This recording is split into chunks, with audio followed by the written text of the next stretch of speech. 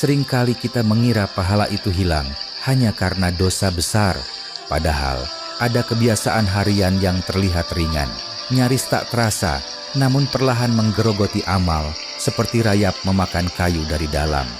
Kita sholat, berpuasa, bersedekah, membaca Al-Quran, namun tanpa sadar, di sela-sela rutinitas itu ada ucapan, sikap, dan bisikan hati yang justru meruntuhkan bangunan pahala yang susah payah kita dirikan. Para ulama Ahlus Sunnah wal Jamaah mengingatkan bahwa amal bukan hanya dinilai dari banyaknya, tetapi dari keselamatan dan keikhlasannya. Imam Al-Ghazali menyebut, amal itu seperti jasad dan ikhlas adalah ruhnya. Jika ruhnya mati, jasad itu tak bernilai. Betapa banyak orang yang kelak datang di hari kiamat membawa pahala seperti gunung, namun berubah menjadi debu karena kebiasaan yang ia remehkan di dunia. Renungan ini bukan untuk menuduh, apalagi menghakimi. Ia adalah cermin yang jujur, agar kita berani bercermin sebelum terlambat. Sebab lebih menakutkan dari dosa besar adalah dosa kecil yang dibiarkan hidup, hingga ia memakan pahala tanpa kita sadari. Mari kita telusuri satu persatu, dengan hati yang tunduk dan jiwa yang ingin diselamatkan. Dan inilah 10 kebiasaan harian yang menghapus pahala tanpa disadari.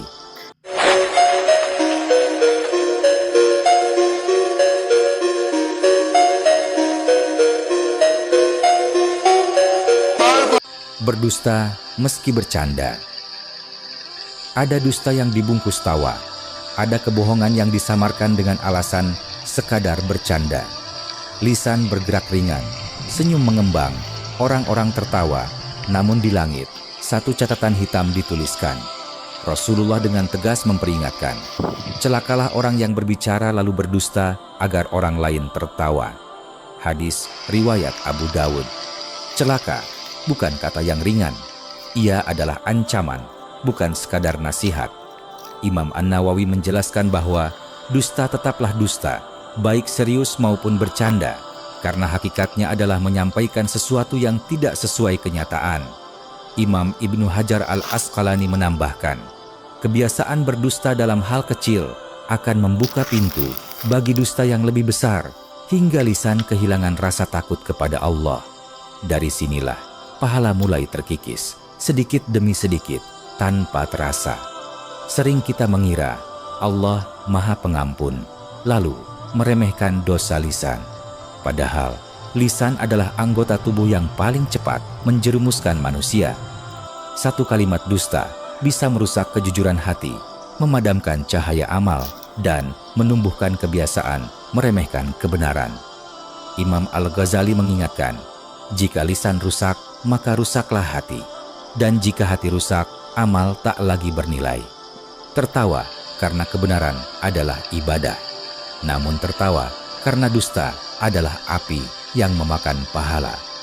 Maka sebelum bercanda, bertanyalah pada hati, apakah ini jujur di hadapan Allah?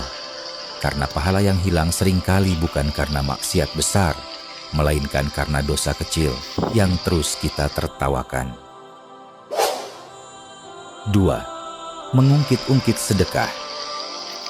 Sedekah adalah amal yang seharusnya naik ke langit dalam keadaan bersih dan harum. Namun betapa sering sedekah itu jatuh kembali ke bumi, hancur sebelum sampai, hanya karena satu kalimat yang diungkitkan. Allah memperingatkan dengan tegas, janganlah kalian merusak sedekah dengan menyebut-nyebutnya dan menyakiti. Surat Al-Baqarah 264. Ayat ini bukan sekadar larangan adab, tetapi ancaman hilangnya pahala. Imam Al-Qurtubi menjelaskan bahwa man, mengungkit, dan adza, menyakiti, adalah racun bagi amal sedekah. Sedekah yang diiringi ungkitan bukan lagi ibadah, melainkan alat untuk meninggikan diri dan merendahkan orang lain.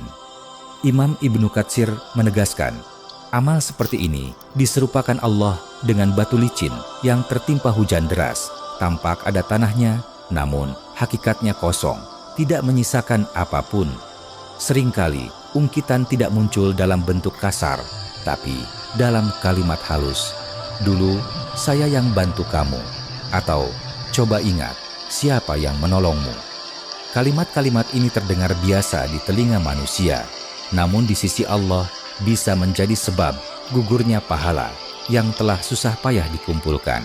Imam Al-Ghazali menyebutnya sebagai kesombongan tersembunyi, dosa hati yang paling berbahaya karena pelakunya merasa sedang berbuat baik. Sedekah sejati adalah yang dilupakan oleh tangan yang memberi, namun diingat oleh Allah. Jika setelah memberi, hati justru ingin dipuji dan diakui, maka waspadalah, bisa jadi pahala telah sirna, berganti dosa. Sedekah tidak butuh saksi manusia, karena cukuplah Allah sebagai Maha Melihat dan Maha Membalas. 3. Namimah, adu domba. Namimah adalah dosa lisan yang sering diremehkan, padahal dampaknya sangat menghancurkan. Ia bukan sekadar menyampaikan ucapan seseorang kepada yang lain, tetapi menyampaikannya dengan niat merusak hubungan, menyalakan api kebencian, dan menumbuhkan prasangka. Rasulullah bersabda dengan peringatan yang sangat keras, tidak akan masuk surga orang yang suka mengadu domba. Hadis riwayat Muslim. Kalimat ini mengguncang jiwa karena ancamannya bukan ringan, tetapi menyentuh keselamatan akhirat. Imam An-Nawawi menjelaskan bahwa namimah termasuk dosa besar, sebab Rasulullah secara tegas menafikan masuk surga bagi pelakunya, yakni ancaman berat yang menunjukkan kebinasaan amal. Betapa banyak pahala sholat, puasa, dan sedekah yang luluh lantak hanya karena lisan yang tidak dijaga. Orang yang rajin ibadah, namun gemar membawa kabar dari satu mulut ke mulut lain, ibarat membangun istana, lalu merobohkannya sendiri. Namimah sering dibungkus dengan alasan kejujuran atau sekadar menyampaikan. Padahal Imam Ibnu Hajar Al-Asqalani menegaskan, kejujuran yang menimbulkan kerusakan lebih dekat kepada dosa daripada kebaikan. Tidak semua yang benar boleh disampaikan, jika kebenaran itu melahirkan permusuhan dan perpecahan. Disinilah banyak orang tertipu, merasa tidak berdusta, namun lupa menjaga niat dan akibat. Di sisi Allah, namimah adalah api yang memakan pahala secara perlahan. Ia merusak ukhuwah, mengotori hati, dan menggelapkan langkah menuju akhirat. Orang yang lisannya senang mengadu domba, kelak akan mendapati amalnya ringan, sementara dosanya berat. Maka, selamatkanlah pahala kita dengan menutup telinga dari gosip, menahan lisan dari menyampaikan keburukan, dan memilih diam demi keselamatan iman. 4. Ghibah, membicarakan keburukan orang. Ghibah adalah dosa yang paling sering terjadi tanpa rasa takut, bahkan dilakukan di sela-sela obrolan santai, di meja makan, atau di balik dalih sekadar curhat. Padahal Allah menggambarkan ghibah dengan perumpamaan yang sangat menjijikan dan menggetarkan jiwa. Apakah salah seorang di antara kalian suka memakan daging saudaranya yang telah mati? Surat Al-Hujurat ayat 12. Ini bukan sekadar larangan, tetapi tamparan keras bagi hati yang masih hidup. Jika kita merasa jijik memakan bangkai manusia, mengapa lisan kita ringan memakan kehormatan saudara sendiri? Imam Al-Ghazali menjelaskan dalam Ihya Ulumuddin bahwa ghibah tidak hanya dengan lisan, tetapi juga bisa dengan isyarat, tulisan, bahkan ekspresi yang merendahkan.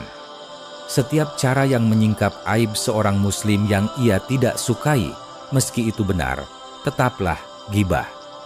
Disinilah banyak orang tertipu, merasa aman karena yang dibicarakan adalah fakta. Padahal justru itulah inti dosa ghibah. Rasulullah menegaskan bahwa pada hari kiamat, orang yang gemar berghibah akan kehilangan pahala-pahalanya. Amal sholat, puasa, dan sedekahnya dipindahkan kepada orang-orang yang pernah ia zalimi dengan lisannya. Jika pahalanya habis, dosa mereka dilemparkan kepadanya. Inilah makna bangkrut yang sesungguhnya. Imam Ibnu Hajar menyebut ghibah sebagai perampokan pahala secara sadar, namun pelakunya sering merasa aman karena tidak melihat dampaknya secara langsung. Ghibah mengeraskan hati dan menggelapkan jiwa. Ia memutus ukhuwah dan mengundang murka Allah. Maka, jika kita ingin pahala tetap utuh, jagalah lisan lebih ketat daripada menjaga harta. Diam, karena takut kepada Allah jauh lebih mulia daripada berbicara yang mengundang kehancuran akhirat. 5. Hasad, iri dengki. Hasad adalah penyakit hati yang paling halus, namun paling ganas dalam menghabiskan pahala. Ia sering tersembunyi di balik senyum, ucapan manis, dan doa yang terasa hampa. Rasulullah memperingatkan dengan sangat tegas, hasad memakan kebaikan, sebagaimana api memakan kayu bakar. Hadis riwayat Abu Daud. Api tidak memilih kayu yang besar atau kecil, semuanya habis. Begitulah hasad, ia membakar pahala sedikit demi sedikit hingga tak tersisa, bahkan tanpa disadari oleh pemiliknya.